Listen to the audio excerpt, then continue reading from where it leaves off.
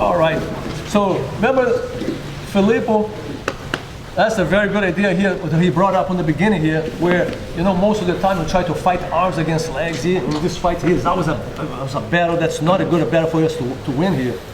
So we need to bring our legs to the game. We need to bring a posture. We need to make sure that the guy in the bottom here does not have a good control for us.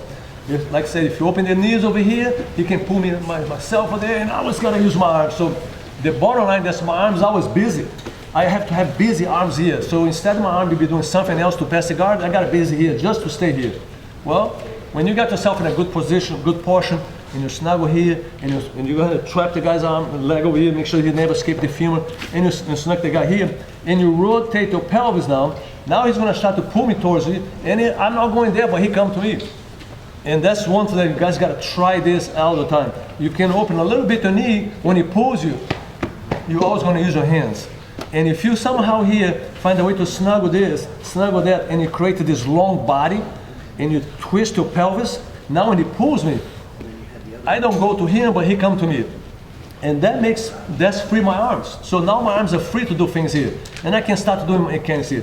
When the guys try to pull you, it's a very good idea for you to push this. Anytime somebody try to pull you there, oh, this leg is very weak here. And instead try to get inside or push it in, what you do, you just put your elbow very tight here for you, and you move your butt back here to open. And when you open this, elbow always inside there, and eventually you're gonna start past the guard. From this position, you can always move yourself forward, you can push it down. You should never bring your knee forward here because you're gonna be swept. You always for sweep your hip. So basically what you do, you get your knee outside. And that's the same move that Phil brought over here. If my knee is outside here, and I can have a good control, I can go smack his leg down here, and make a little hook right down there. So he cannot take this leg out, and eventually I can drive my pelvis forward here. Whatever the guy's arm is doing over here, my goal is to make sure that I can give the arm a little bit.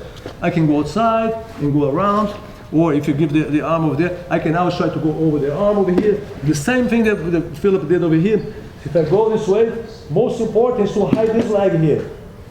I don't have to go forward and leave my leg there. Now I have to be dealing with this. Many times I'm over here, I got the chance to just move my butt back a little bit. When you try to find my leg now, my butt doesn't let him find it. And from here I can move myself forward, and I can hide my foot right there, right on the top of his femur. So now if you try to find my leg now, there's no way to find it. I put my toes on the ground now. Legs completely out, and you just start moving, says. You see, there's no way he's going to be fine over here.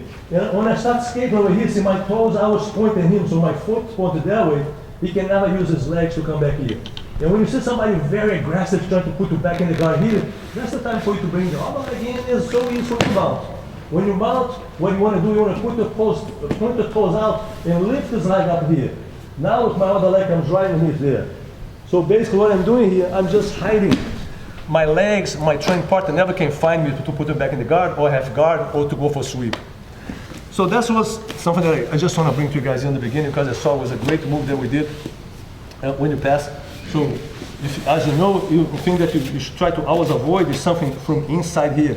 You should always try to kind of make yourself in this angle here. And what you think about here is to make sure that you control the guy's femur here. So I keep my body pretty much kind of relaxed here. I know this foot's not going to move, and I use this anchor here to allow my leg to move.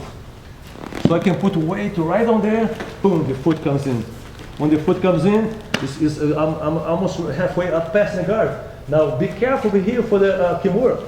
If you see somebody doing a kimura over there, when the guy doing a kimura, don't try to escape the kimura. Make sure you bring your hand right here close to your stomach. Bring your hand right to the stomach. Bring the other leg in, and you start using your other arm over here to fall yourself back. When you start falling back, control this leg.